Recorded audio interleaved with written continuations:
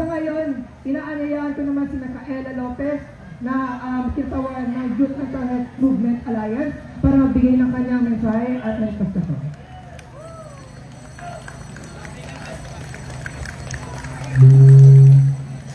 Ako bilang isang representante ng organisasyong Youth Mental Health Movement Alliance, sa bawat taba ng bayan na nauubos at sa bawat proyektong napuputol at sa bawat serbisyong hindi na ibibigay, libo-libong kabataan ang apektado.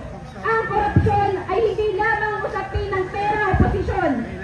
Ito ay usapin ng buhay at kinabukasan.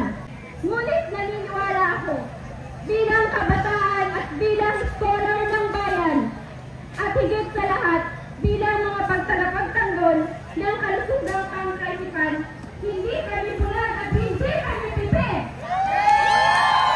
Kung tayo ay magtutulungan, magmamatid, magsasalita at kikilos ng sabay-sabay, darating ang araw na ang tapat na pamahalaan ay hindi na pangarap kung hindi realidad.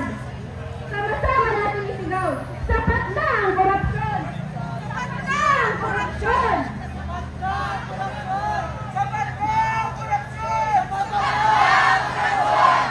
Ang bayan ay para sa mamamayan at hindi para sa bulsa ng iilan. At bilang kabataan, siguraduhin natin na ang kinabukasan ay magiging mas maliwanag, mas tapat at mas makatao.